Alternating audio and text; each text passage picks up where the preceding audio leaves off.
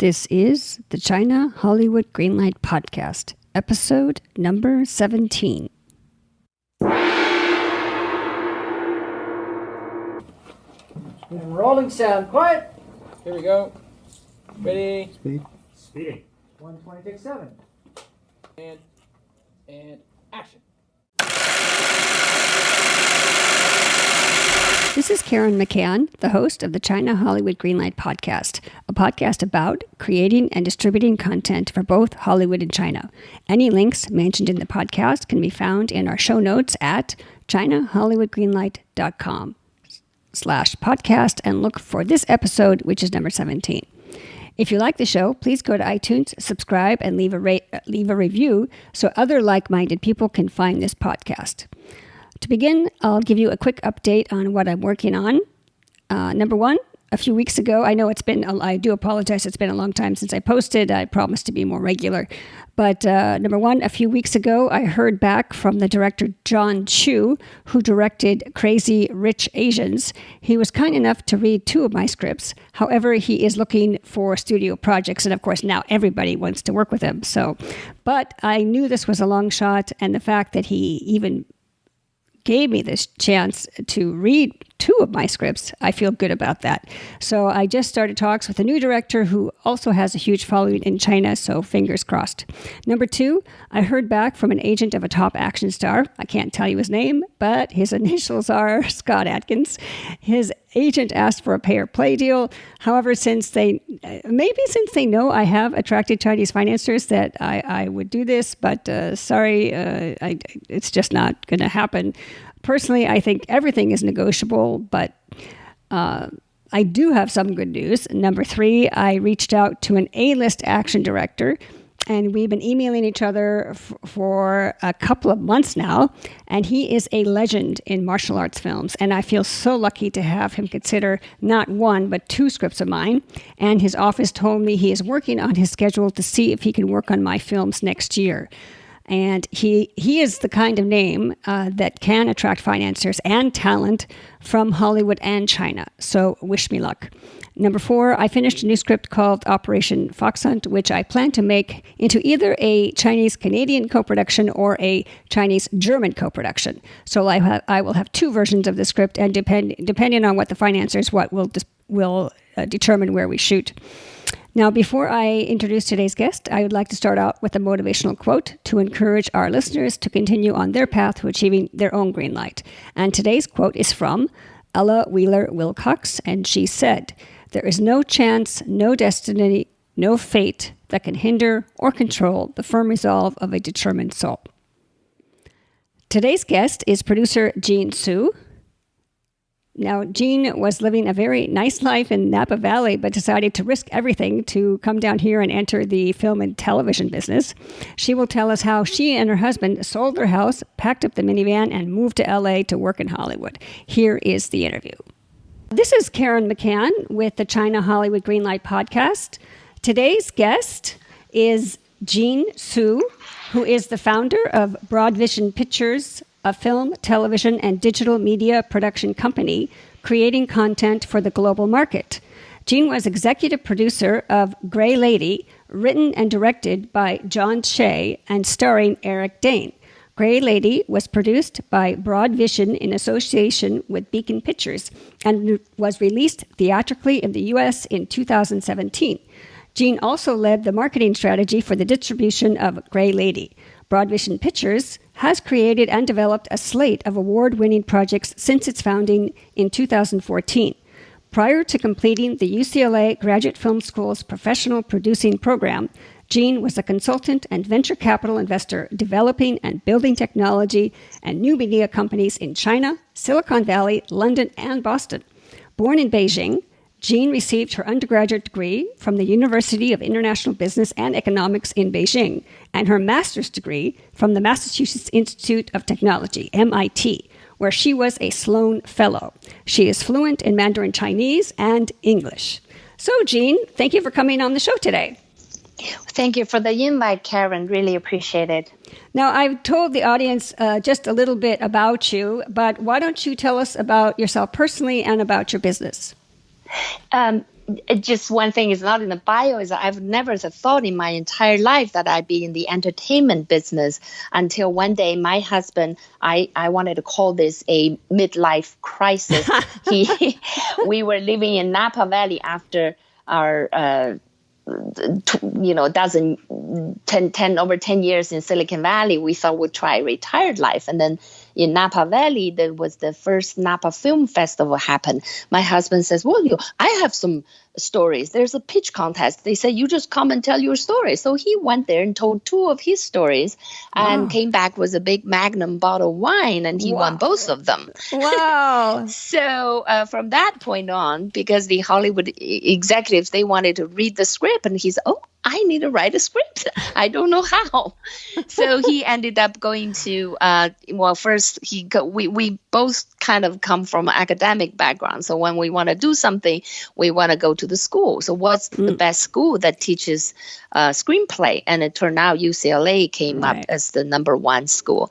So he first signed up online and studied when we were living in Napa, the good life. And then 2013, he said, one day he just said, Jean, I'm moving to LA. Oh. Because he signed up full time at the graduate school at UCLA. And I said, okay. So he drove a truck and, actually rented a truck and brought himself. I said truck, it's not, it's like right. Yeah. Whatever, he went down and then signed up as a student, rented a apartment near UCLA and went to school full time. And in that 1 year, 2013, he produced 5. He wrote 5 scripts and 6 TV pilots, and most of them had won some kind of awards. Wow. So by 2014, I decided, okay, it's time we go. So we then sold our house in Napa, sold our house in Silicon Valley.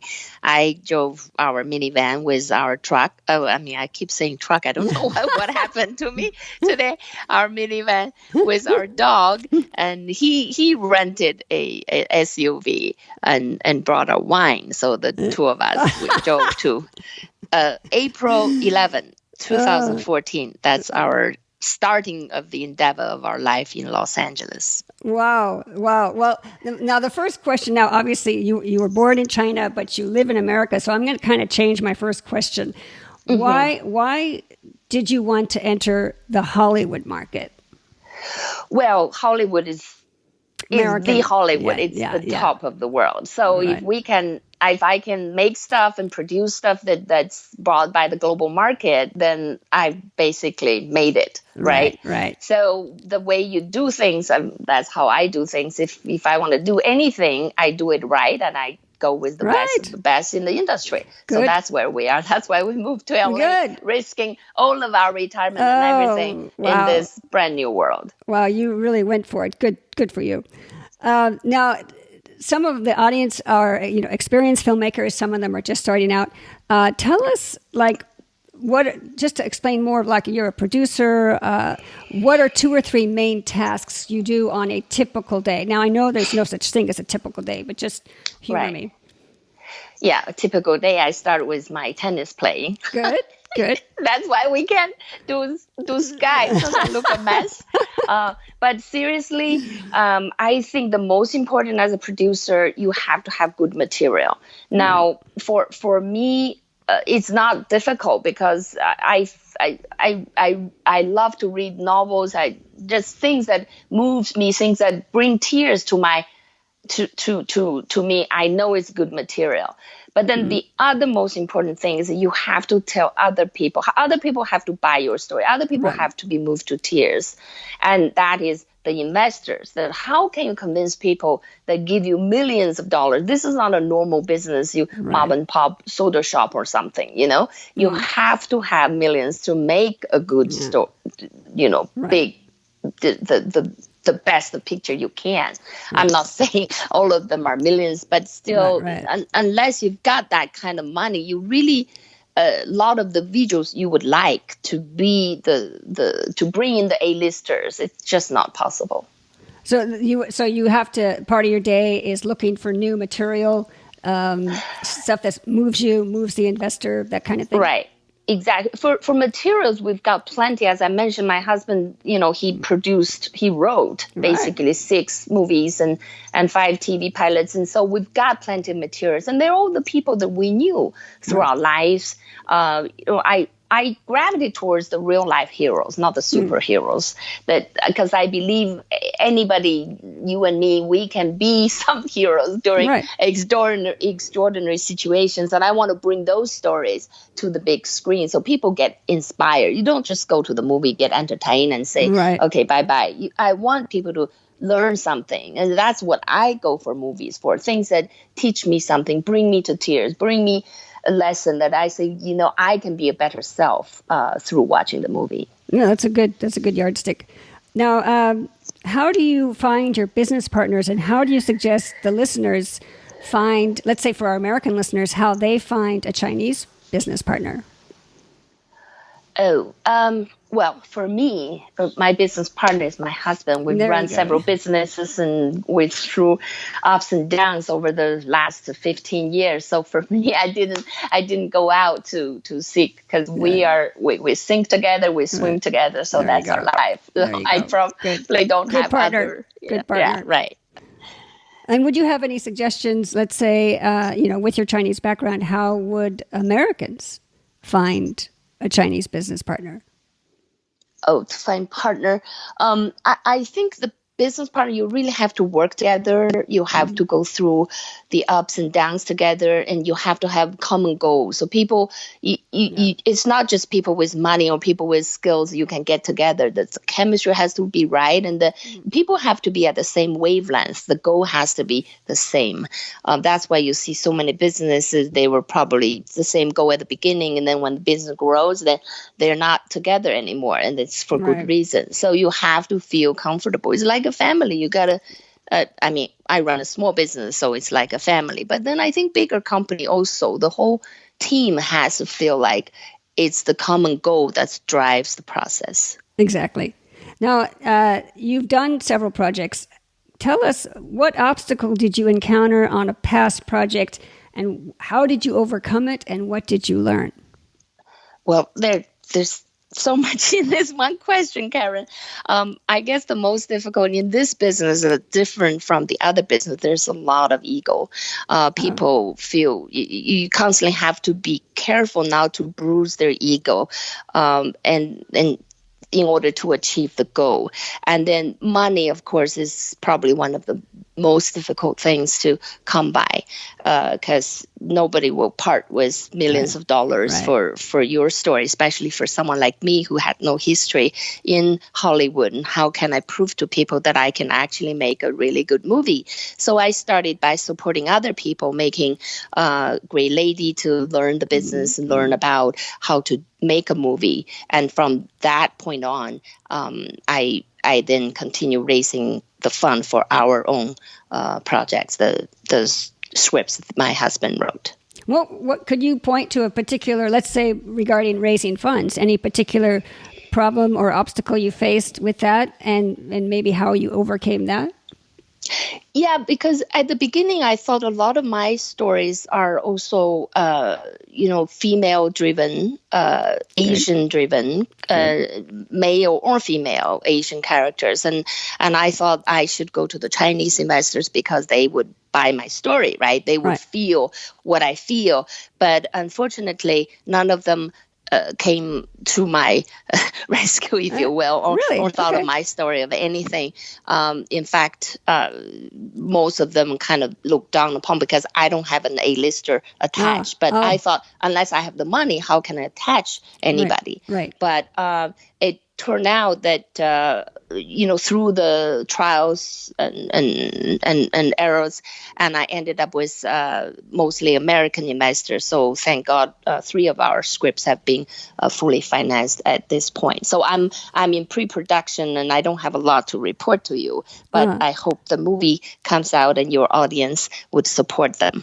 Exactly. Well, it sounds like that the obstacle that you faced with the Chinese investors was that they wanted, big budget, A-list talent, and what you did, you wanted to get your movie made, so you found different investors, kept the budget at a comfortable level, and made the movie. So yeah, sometimes, the investors want A-list, but that's a big thing to ask.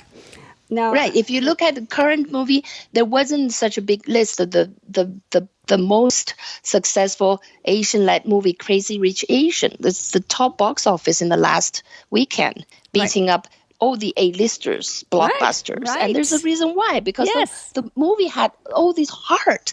Yeah. That's the kind of movie that I'm trying to make. Exactly. And a lot of, that's a great example because it's a lot of actors, a lot of talent. I mean, there's a few that Americans would recognize, but there's a lot that they won't. And that movie did fantastic.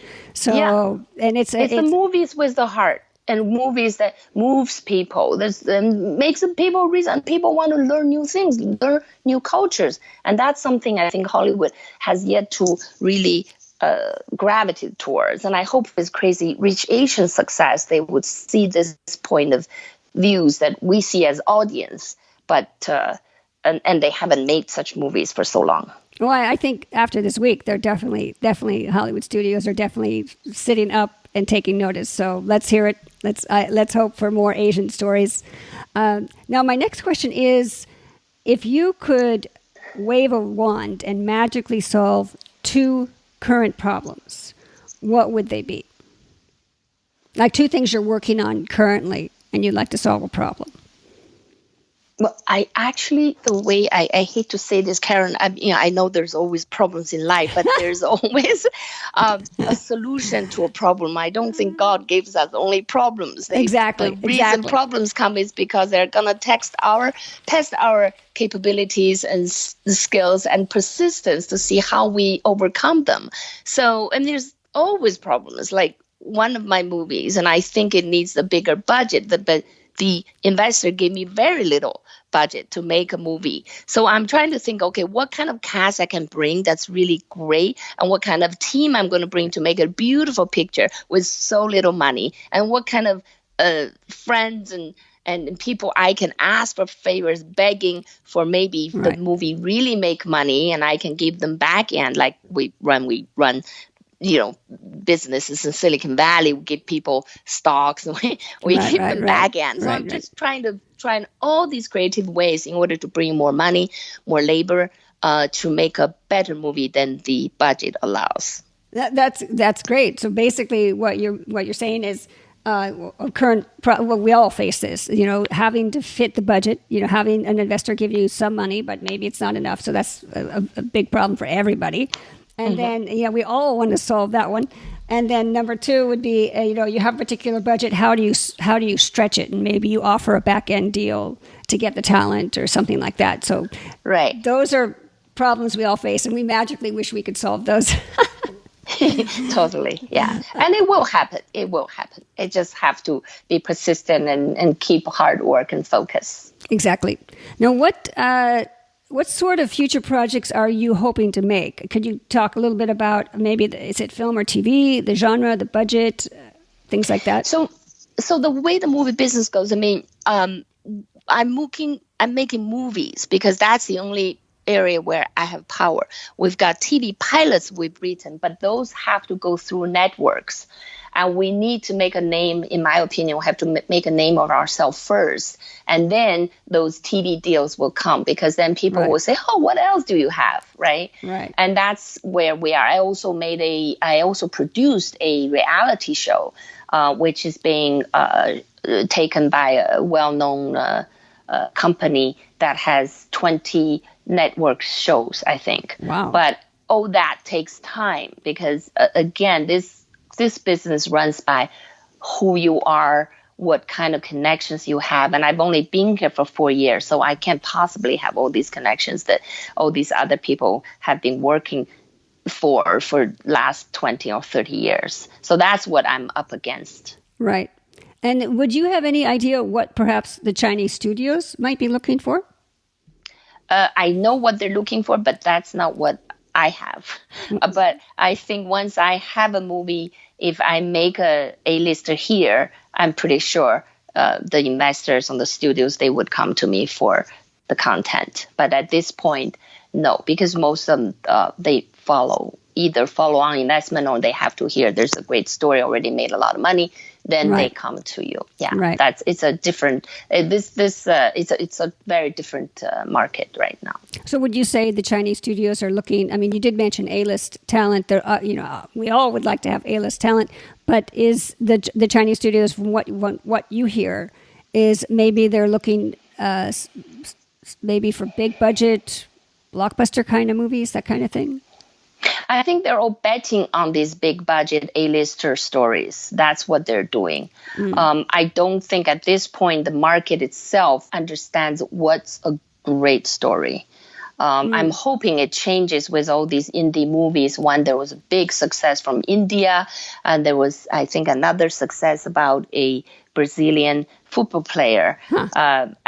All those are based on real life stories, and I hope the Chinese audience is telling the investors to say, hey, we want more of those moving stories, real life based stories, and hopefully we'll get there when my movie comes out. Then I hope to ride that wave. Good point. Now I know you said you were just in the business for the last 4 years. This is a funny question. If you could do your film career over again, is there anything you would do differently? I wouldn't. The reason is I know the last 4 years has been extremely difficult founding a company, building it up, and constantly I'm worried about, how long my money is going to last before I go bankrupt or something. But I think that's the reason. There's also a reason for everything that happens. I think because of this hardship, because of all this learning I have gone through in the past 4 years, that's what made my movie, if they do come out, when they come out, I think it's going to be a better movie, because you just need the time to learn and to improve yourself. Exactly. And you mentioned something in pre-production. What are you trying to accomplish this year? This year, I have one movie that we are making for Singapore. They're hiring our team to write and direct a major action movie there. Wow. And another one is the one I am producing. It's a lead female Chinese character. Actually, two of them. I won't go. I know you don't have enough time to hear all the details, but another one is being optioned about 20 months ago, which it's a little bit out of my control, but it's a sci-fi thriller, and the lead male is a Chinese husband, if you will. So that one is a bit of a fiction. The other two are all based on real stories. Oh, wow. You're busy. Good for you. Yes, finally. Busy in the right direction for the right projects. Good. Now, what do you think, what kind of skills or talents are essential? Now, you're a producer and you've got all these stuff in development and producing stuff. What kind of skills or talents are essential to being effective at your job? I think the important thing is to pick the right project, because there's so many projects out there. And obviously, I'm focusing on what my team and what my husband wrote first and foremost. But it's also stories that I said, let's go for it, because you just have to have a few. I don't know how to explain this, but certain things I just feel like, well, maybe a few years down the road is not for current market, but some things I say, let's go for it. But also you have to have certain deals. Like our investor want to work with a studio, and the studio's interest, they say, okay, we're interested in this project, not the other one, even though I want to push the other project more. But in the end, we all have to get everybody together, because it's when I was in school at UCLA going to film school, and the instructor would say, it takes a whole village to make a movie. And it really is true, because from the top and from the distribution, all the things have to line up in order to make a great movie. Exactly. Now, this next question is sort of a trick question. What question did I not ask you that I should have? Well, we have very limited time, Karen, and I'm always open for you to ask any question that you can think of later on. Thank you. I think I can't think of any right now, but if later on you think about something that are tricky, really tricky, and you want to come back and we can do another podcast, I'm more than happy to accommodate. Okay. Well, in summing up, what advice can you give those aspiring to tap into the Chinese market? Well, I'm certainly not an expert in that market, but I guess keep working, keep making yourself better and better. That the market will follow. That's how I think. Exactly. Now, is there any? In conclusion, are there any websites, or you want to share any social media information with the audience, or if people want to follow you? Is there any way they can keep track of you? They can find me on either Facebook or LinkedIn. I use LinkedIn quite a bit. I do some videos, and I'm invited to speak at certain, like recently I just spoke at Silicon Dragon event. So I think probably there's some information there. We do have a website. It's not published yet, so you need a password to follow. But hopefully, I think LinkedIn is really the best professional network if people want to keep a tap on what we're doing. Okay. Well, Jean, thank you very much. This has been a very positive interview, very interesting, and I want to say thank you for being on the show today. Well, thank you so much for the invite, Karen. And we'll see you at the premiere. Thank you. You're definitely invited. Today, I've got 3 key points, as always, and 4 takeaways. After my interview with Jean, the first most important thing, as Jean said, is producers have to have good material. So you need to be well-read. Scripts, novels, newspapers, it's not easy, but that's how you find good material. Number 2, the market is changing. Jean said she gravitates towards stories with the heart, where an average person is in an extraordinary situation and becomes a hero. And we see in China this trend is catching on. Films like Dying to Survive and stories based on everyday people have really broken through. And you can count on the fact that these stories are going to be even more popular in China. Number 3, no budget. Jean mentioned the challenge of not having a big enough budget. Jean solved this problem by asking for favors from friends and people who could help with her production. There's always a way to lower the budget if you're willing to be creative. For example, by offering people incentives that don't include more money to get your project off the ground.